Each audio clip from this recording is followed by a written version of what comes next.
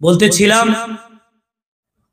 সুলতান ইবনে আদেল তিনার কি গুণ ছিল তার স্ত্রীকে আল্লাহর ওলি হযরত জুনাইদ বাগদাদি রাহমাতুল্লাহি আলাইহি জিজ্ঞেস করেছিলেন। তো তার স্ত্রী জবাব দিলেন তার চারটা গুণ আমার জানা আছে। একটা গুণের কথা বলছিলাম, সেটা হলো কি, তিনি কোরআন তেলাওয়াত করতেন সব সময়। 2 নম্বর, তিনি তাহাজ্জুদ নামাজ সব সময় পড়তেন, তার জীবনে তাহাজ্জুদ নামাজ ছুটে নাই। 3 নম্বর, তিনি তার জীবন থেকে কোনোদিন নামাজ ছুটে নাই। তাহলে এই গুণগুলো আমাদের মধ্যে যদি আসে, আল্লাহ পাক রব্বুল আলামিন ওয়াদা করেছেন, আল্লাহ বলেন আমি তার মালিক হয়ে যাই। কোন সুবহানাল্লাহ। সুলতান ইবনে আদেলের স্ত্রী ডাক দিয়া বলে, হে জুনাইদ বাগদাদি,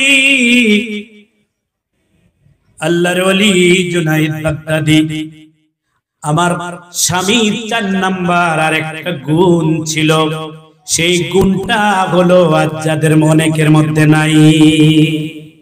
4 নম্বরে গুণ হইল আমার স্বামী সুলতান ইবনে আদেল হালাল রিজিক উপার্জন করতে। কোন সুবহানাল্লাহ। কি রিজিক উপার্জন করতেন? হালাল রিজিক। এ হারামের ভিতরে কোনো আরাম নাই, কি বলেন ঠিক কিনা? হারামের ভিতরে কোনো আরাম নাই। এ যে শরীরের ভিতরে হারাম ঢুকে আর ওই হারাম দ্বারা যে রক্ত মাংস হয়, বলা হয় ওই রক্ত মাংসওয়ালা মানুষগুলা আল্লাহর জাহান্নামে চলে যাবে। কি বলেন ঠিক কিনা?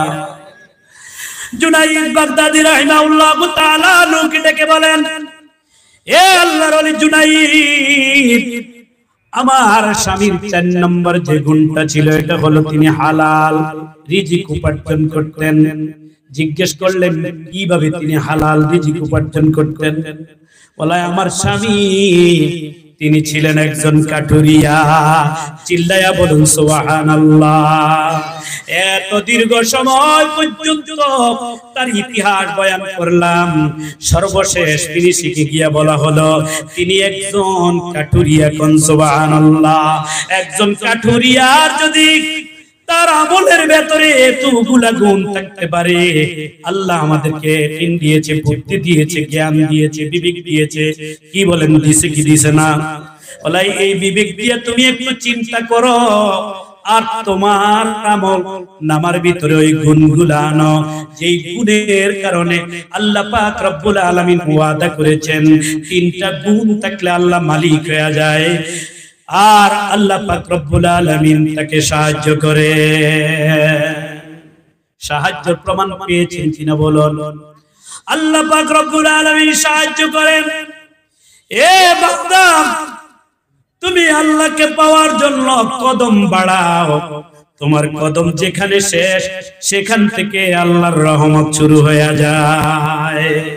কোন সুবহানাল্লাহ। এই জন্য আল্লাহর জন্য তাওয়াজু ইনকিসারি অবলম্বন করবে, আল্লাহ পাক রব্বুল আলামিন তোমার দাম বাড়ায়া দিবেন। আল্লাহর নবী বলেন, মান তাওয়াদা লিল্লাহ রাফাহুল্লাহ ওয়া মান তাকাব্বারা ওয়াদাহুল্লাহ। যে ব্যক্তি নম্র হবে, আল্লাহর জন্য বিনয়ী হবে, আল্লাহ পাক রব্বুল আলামিন সারা পৃথিবীর মানুষের সামনে তার দাম